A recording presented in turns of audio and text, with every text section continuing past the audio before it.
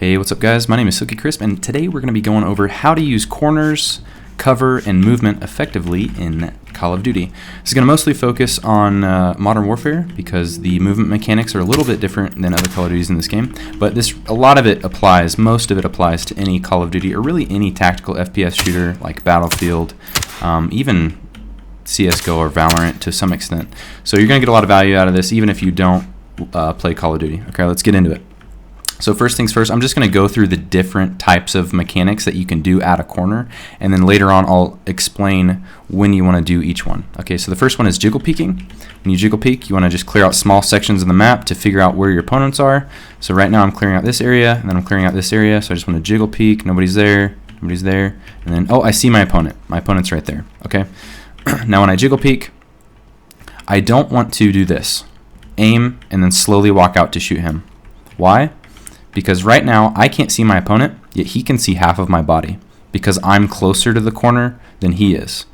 If my opponent was like right here and I was back here, I'm further away from the corner, then I jiggle, oh, I see him, he's right there, then it's okay because I'm going to see his character model before he sees mine. So that's the only time that you really want to pre-aim a corner and slow walk, is if he's close to it, because he's not going to see you and you're going to be able to see him. Okay, so you're jiggle peeking. Now you don't want to do this. You don't want to just like step out and shoot. That's really dumb. The only time that you want to jiggle peek again the same angle is if you're going to jiggle shoot like this and then reposition, right? It's really the only time. A really good place to use this is at like trees where you have like a very small area. You can jiggle peek the right and the left and the right and the left. It's really effective if you have a sniper rifle or a shotgun. Okay, so we found our opponent through jiggle peeking. We don't want to do this, so what do we want to do instead? There's a few different options. The first is to jump and shoot. It's a good option. The second option is to jump. It's called b-hopping and shoot.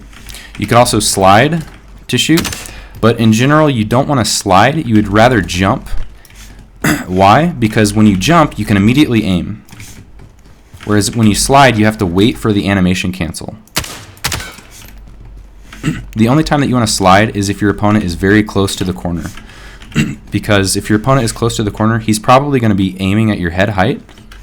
And so what you can do is you can slide under his aim. And not only that, while you're sliding, you can be shooting without ADSing. So that's really the only time that you want to slide around a corner, in my opinion. Most of the time you want to be jumping or b-hopping. Okay? You could also slide and jump, and that's really effective if you're trying to go from this corner to that piece of cover right there. You can slide, jump, shoot, and then kind of get on a new piece of cover. But in general, you don't want to slide corners if your opponent is at a medium to long distance range. Okay, so after you've jumped and you're out here, or you've double jumped and you're in a gunfight, you have no cover, your opponent doesn't have any cover, how do you want to move? Okay, so there's different options. You can just stand there and shoot if you know that you're really high health and your opponent is low health and you're just trying to finish the kill. Because in general, you want to move less if you have the advantage, if you have higher health, and you want to move more erratically if you're kind of in trouble, if you're low health. Why? Because when you're high health and you have the advantage, you just want to lock in the kill, and when you move less, you're more accurate. Whereas if you're in a bad situation, like you need to move more so that you can miss shots and maybe get something lucky to happen, right? So you're going to turn like a 20% disadvantage to maybe a 50-50 gunfight if you're, kind of erratic with your movement. Now, if I just do this, like I'm never going to get anywhere, right? So what do you want to do? Like, how do you want to be erratic in your movement? Well, one way is to do short strafes back and forth. This is really effective if you have an SMG because you're faster. Now, you don't want a short strafe like this to where you're just vibrating. Instead, what you want to do is, maybe press your keys left and right maybe once a second. You want to kind of imagine your character model. You want to move a certain amount, but not too much. A good way to think about this is my right foot. I can kind of visualize where it is, and I can move my left foot to where my right foot was, my right foot to where my left foot, and vice versa. And that's going to give me enough movement, but I'm not too short and I'm not too long to where I'm really easy to hit. So in general, if I'm high health, I'm going to jump, b-hop, possibly, and I'm going to long strafe either continuing to the right. So if I'm going to double hop, I'm most likely going to just keep, and I'm not doing it correctly here, but here. I'm still not doing it correctly. It's kind of a timing thing where you can b-hop a lot better, and I'm not the best at it. But in general, if you're going to b-hop, keep strafing to the right, because your opponent's going to be, he's going to be locked onto this corner. He's going to see you jump. He's going to have to correct. You jumped again. Oh my God. Oh, you're still strafing. He's going to be kind of behind you. So if you're going to double jump, it helps to just keep going with that pattern. If you're going to just do a single jump and shoot, I would suggest strafing back to cover, because your opponent is going to basically have to, oh, he jumped out here. They're going to try to correct for your shot. They're most likely going to overcorrect and overshoot, and then they're going to have to bring their aim back onto you and then keep going, and they might be behind you. By that time, they're either dead or you're behind cover, and you can get some healing. Okay, so you've jumped. You can either do your long strafe right if you're going to do a bunny hop. You can long strafe left. You can, if you're low on health, you can do some shorter strafes. The other option is to drop shot, which is one of my favorite things to do, is to jump into a drop shot. Okay, it's not working for some reason. There we go.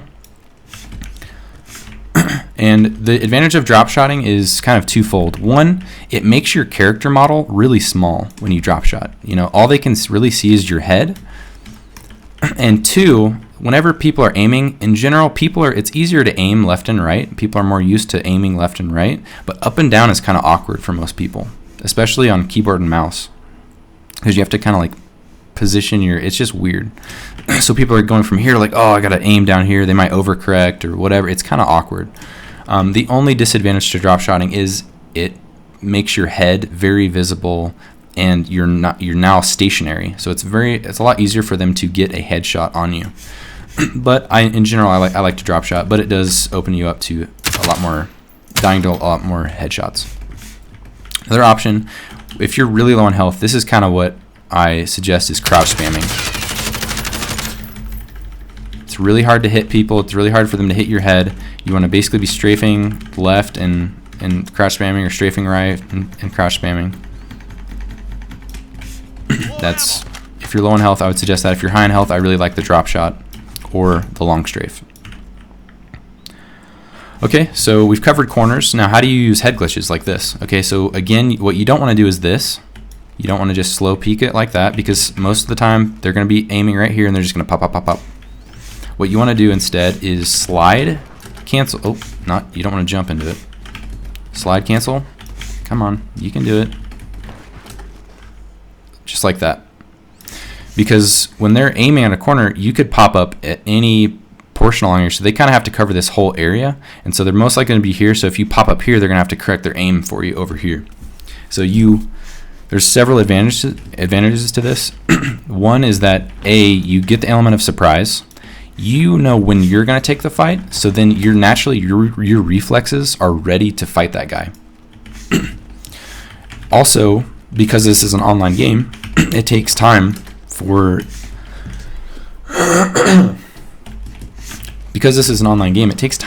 the data to travel across the internet to his machine and to the servers and etc. So by the time you are right here, he's not gonna even see you until like a little bit of a delay, because you took the action. It's called Peeker's advantage. It's really important in CSGO and other games like Valorant. That's also why at corners, you're honestly much better being it's advantageous of you to be the aggressor if you know that you have enough health to take the gunfight. It's advantageous for you to be the one to jump around, because you're going to be, know when the fight's going to happen, so your reflexes are ready to fight, and they have to kind of like react to you. And you also get Peeker's advantage from the, just the servers and the lag that is natural with any online game.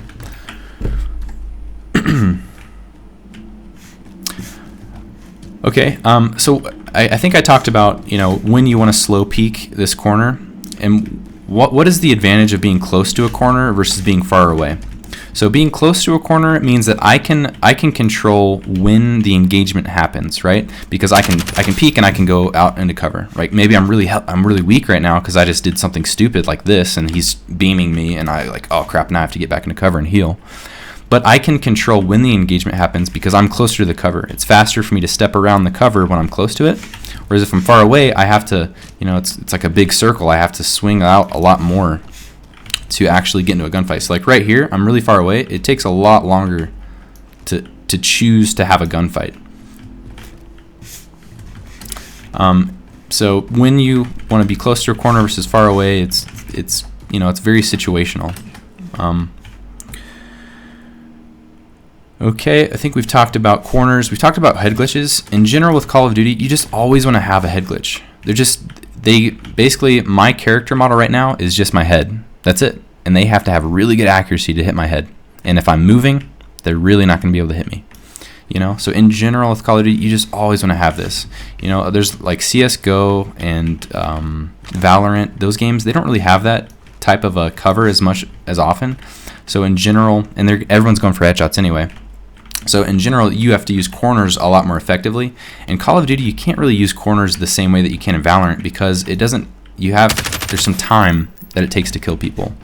Where in Valorant and CSGO, killing is like almost instant. So, cover is kind of negated at that point. You can't really get back into cover and readjust and use your movement. Okay, so we've talked about a lot of stuff. Let's quickly talk about how to use high ground. Okay, so my opponent's right there. The way that you want to use high ground is similar to a corner. It's just flipped.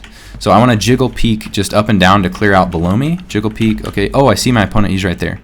Now, if I jiggle peek right here, I do not want to then aim right there because your opponent is just going to pre-aim where you just jiggle peeked. So instead, you want to reposition and peek from a new angle, shoot a little bit, reposition, peek from a new angle, shoot a little bit. Or lock in the kill if you can with that first challenge. But if you can't, if you start shooting back and you're trying to taking some damage, crouch, reposition, and re-challenge from a new angle. Because this is what your opponent sees when you have the high ground. They're going to see like, oh, there's a little head right there. Oh, okay, maybe I got him. Oh, nice. What an idiot. Thinks he can challenge me. Oh, he's popped up here. I'm dead. He's going to pop up here. Oh, God. Okay, I got him again. Oh, he's over here. So they're going to have to adjust their aim all the time. You also get the peeker's advantage because you get to choose when you have the gunfight. You also get to the advantage on the high ground if you get hurt. You can also choose to back away. So that's why high ground is so effective. I get so many advantages. Like I get to aim down, which is a lot easier than aiming up and feeling awkward. I have all the cover in the world. I get to control where and when I challenge, and I can retreat if I need, and they have no idea where I went. Okay, so say the rules are reversed and you're on low ground. How do you want to handle that? Okay, so if I see somebody right here and like, oh man, I don't want to just sit here and just try to like react. Instead, what I want to do is I want to close the distance to the high ground and get here so that I can now challenge him. He has to climb over the wall, and that negates any advantage that he had. And I'm actually pre-aimed. I have the advantage here, somewhat. If he has an RPG, I'm kind of done. But in general, this is probably the way to go. Whether you sprint to the corner or you sprint here, or maybe you slow walk so that you can challenge at any moment if you really need to, is kind of up to you. It's up to the situation how far that corner is. If it's pretty close to you, you might just sprint and get to it. But if it's kind of a far away thing, you might want to just slow walk because then you can aim quickly if you need to and keep moving. What you don't want to do is if your opponent is right here, you don't want to run right underneath him because then you're like in an awkward spot where you can't really challenge him. Instead, what you want to do is you want to cut the angle. So you want to go along this path. So he's right here. You want to cut the angle so that now you can aim, and this is comfortable. You can hit all of this. Whereas if he's like right here and you go right here, you're like really awkward. Like you can't even aim when it's that high up. So that's pretty much how you want to handle low ground. You only have one option, and it's to hit shots. You can slow walk to cut that angle off, or if you're close, you can sprint and slide and get really close to the cover. That's really why you don't want to be on low ground, is you only have one option, and you're still kind of at the mercy. They can still hop and kill you. Like it's just a really bad situation. That's why high ground's so effective. So we've covered corners, we've covered head glitches, we've covered high ground, low ground, we've covered movement out in the open during gunfights. We even covered like jiggle peeking, both high and corners. We covered, you know, how you want to jump, strafe while you're in gunfights, when you want to do each one. Now, how do you actually practice this? I would suggest taking 5 to 10 minutes every day and go into a private match just like this and practice each one of these. Practice jiggle peeking, practice jump shotting, practice bunny hopping, you know, practice jump into drop shot, practice all the different variations of movement that you could possibly do, you know, even get on high ground, you know, practice sliding into a mount, you know, practice all the different things that we've talked about today. And until you get that ingrained in your muscle memory where you can just be like, okay, I'm going to jump into a drop shot, go. And it's like automatic. It's so easy for you. You're like, I could do that in my sleep. Okay. Once that's happened, then you want to add in bots. And what you want to do when you're playing against bots is you just want to mix it up. Play against, you know, try different movement mechanics while you're doing it against bots. Okay, then after a while, you're going to see certain situations kind of happen over and over again. So a clear situation is there's a bot really close to the corner right here. And he's coming to kill you. He's walking forward like this. Instead of jumping, which you could do, it's actually still viable, you slide, you do that slide and shoot him before the ADS comes up. Okay? Say you're jiggle peeking. Oh, you see that guy. Okay, let's try this. So you basically incorporate those movement mechanics that you've already ingrained in your muscle memory into a situation against bots that it's easy to practice a whole bunch of different scenarios, and you can go, okay, for the next 10 kills, I'm just gonna drop shot. Every single time, I'm just gonna drop shot. I'm just gonna work on drop shotting, and you can kind of focus on specific things that you want to work on. Okay, so then you've done that for 10 minutes. How do you actually incorporate it into your game? Well, now you have the knowledge of where and when you want to use each of these different movement mechanics. After every gunfight that you lose, what you want to do is not skip the kill cam. You want to stop, take a deep breath, watch the kill cam. Don't get angry. Just watch the kill cam. It's okay, because all you care about is getting better. You don't care about winning or losing any one gunfight. You just care about getting better in the long term. Okay, so you're watching the kill cam. You look at your character's movement and you kind of figure out, like, why did I lose that gunfight? And you ask yourself one simple question: what could I have done differently? That's it. That's it. Even if you don't have a clear answer for it, the fact that you ask the question, your brain is going to work on that answer for you. Okay? So over time, you're going to get better and quicker at answering that question, and those same situations are going to pop up over and over and over again. And after thousands and thousands of gunfights, you're going to see, like, oh man, okay, well, I know why I died. I peeked the same angle twice and I slow peeked it. I should have repositioned. Or, oh, I was really low health. I should have just healed up. Or I shouldn't have drop shotted there. Instead, I probably should have just long strafed it. Or maybe I should have slid behind this cover instead of that cover. You're going to see all these different situations emerge over time.